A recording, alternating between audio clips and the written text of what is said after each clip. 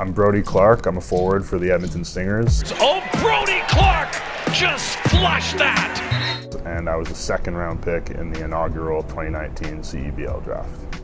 After my fourth year, when Barnaby took the job as the coach here, he talked to me about the fact that there was a U Sports Draft, and so that there were, back then, a requirement for one of the guys dressed for every game to be a U Sports player, and he wanted me to play.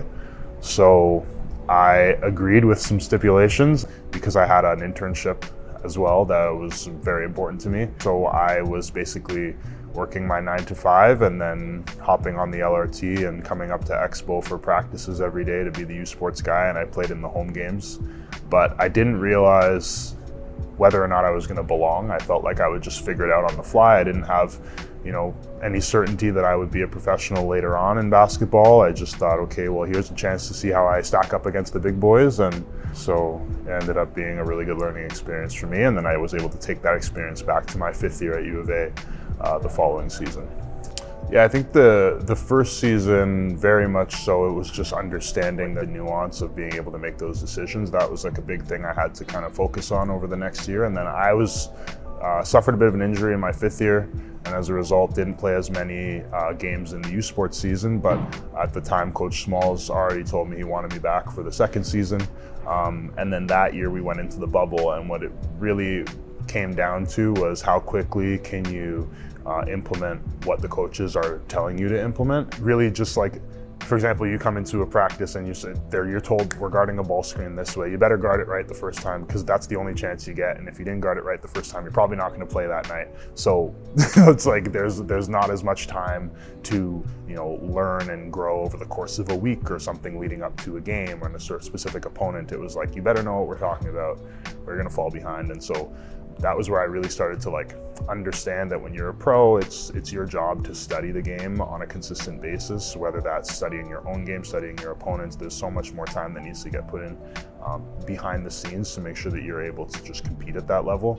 And then coming in that 3rd year, to be honest, I had a different idea of what my role was going to be than what it ended up being. I thought I was going to be a little more auxiliary than I was, and it ended up just being the case that there was a lot of opportunities where I ended up being the mismatch, right? And so as a result, our offense started to deviate towards, well, let's see if we can find the mismatch. And where's that mismatch? Well, today it's Brody. Oh, today it's Brody again. And then my role kind of started to take off in a little bit of a different way.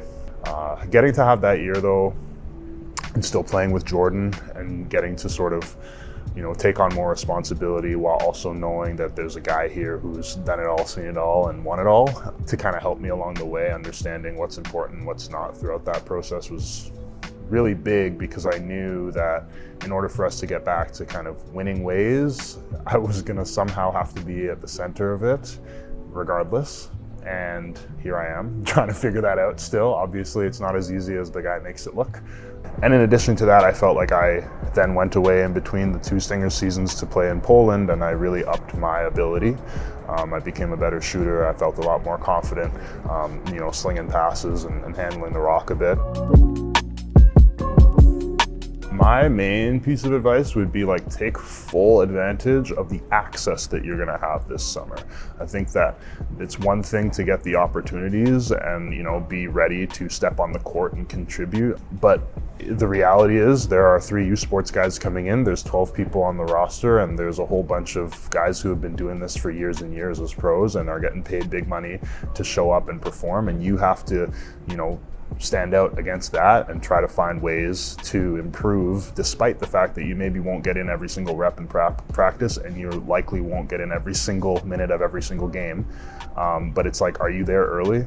Did you get shots up beforehand? Because you better, Is the lift an hour, but are you there for an hour and a half? Because you should probably be there a little bit longer. Are you going to physio when there's physio? Because you should be. If your body hurts, you need to understand that that's how you act in a professional environment.